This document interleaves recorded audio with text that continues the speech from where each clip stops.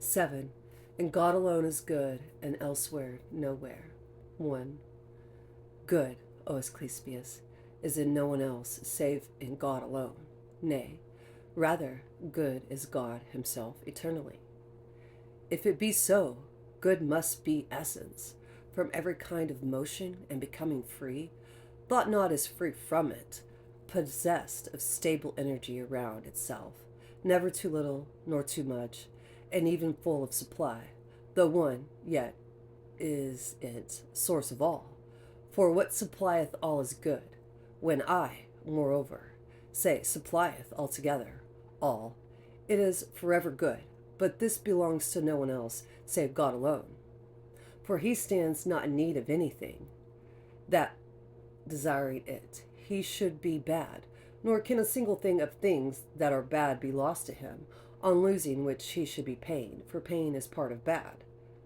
Nor is there aught superior to him, that he should be subdued by it, nor any peer to him to do him wrong, or so that he should fall in love on its account, nor aught that gives no ear to him, whereat he should grow angry, nor wise aught for him to envy. Now, as all these things are non-existent in his being, what is there left but good alone? For just as not a bad is to be found in such transient being, so too in one of the rest will good be found. For in them are all of the things, i.e., those things which are not good, both in the little and the great, both in each severely, and in this living one that's greater than them all, and the mightiest of them all, i.e., the cosmos. For these subject to birth abound in passions, birth in itself being passible. But where there's passion, nowhere is there good, and where there is good, nowhere is there a single passion. For where is day, nowhere is night, and where is night, day is nowhere. Wherefore in Genesis the good can never be, but only be in the integrate. But seeing that the share in all things hath bestowed on matter, so doth in share in the good. In this way is the cosmos good, that in so far it doth make all things, as far as making things goes, it's good.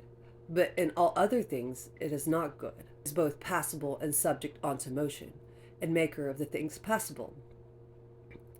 Whereas in man, by greater or lesser of bad is good determined.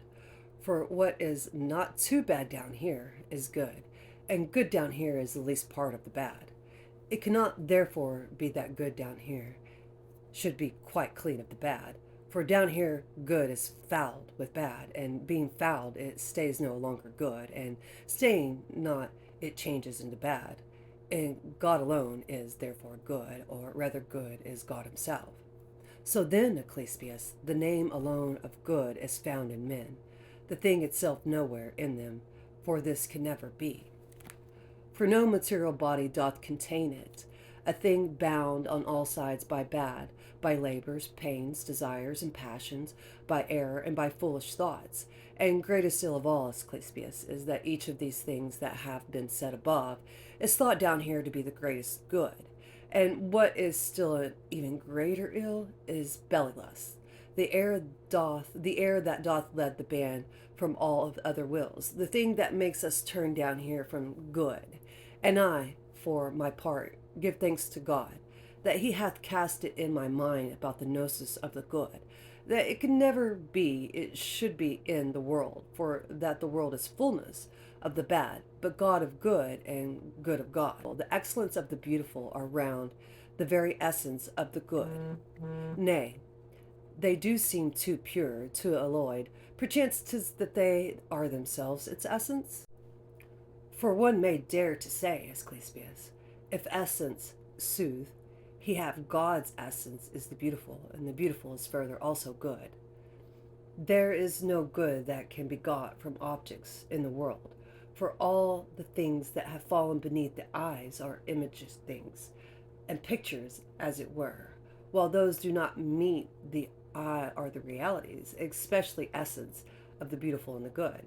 Just as the eye cannot see good, so can it not behold the beautiful and the good, for that they are the integral parts of God, wedded to him alone, inseparable familiars, most beloved, with whom God is himself in love, or they with God.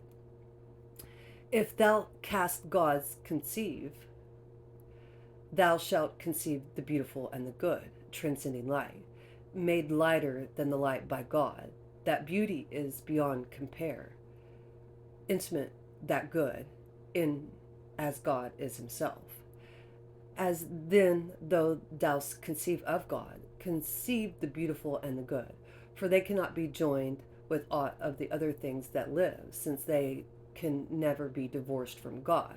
Seekest thou for God, thou seekest for the beautiful. One is the path that leadeth unto it, devotion joined with gnosis.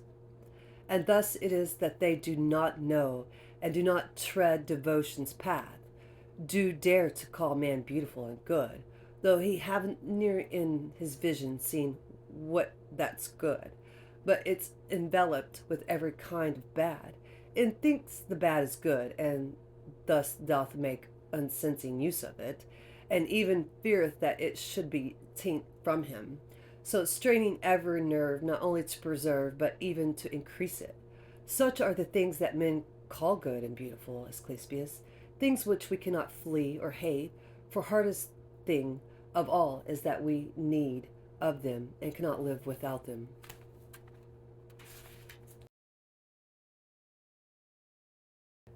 The greatest ill among men is ignorance of God. Whether stumble ye, sots, who have sopped up the wine of ignorance, and can so far not carry it, that ye already spew it forth? Stay ye, be sober, gaze upward with the true eyes of the heart, and if ye cannot all, yet ye at least who can. For that the ill of ignorance doth pour all the earth, and overwhelm the soul that's battered down within the body, preventing it from fetching port within salvation's harbor. 2. Be ye then not carried off by the fierce flood, by using the shore current, lit, back current, or up current.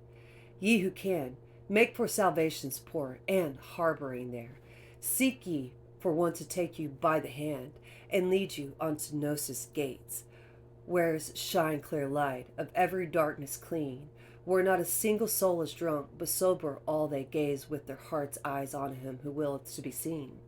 No ear can hear him, no eyes can see him, nor tongue speak of him, but only the mind and heart.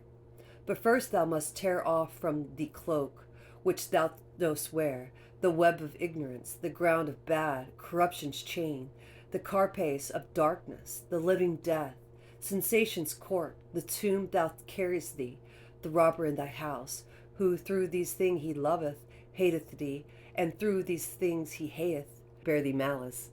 Such is the hateful cloak thou wearest, thou throtteth thee, and holds thee down to it, in order that thou mayest not gaze above, and having seen the beauty of the truth and good that dwells therein, detest bad of it, having found out the plot that it hath schemed against thee, by making void of sense those seeming things which men think senses.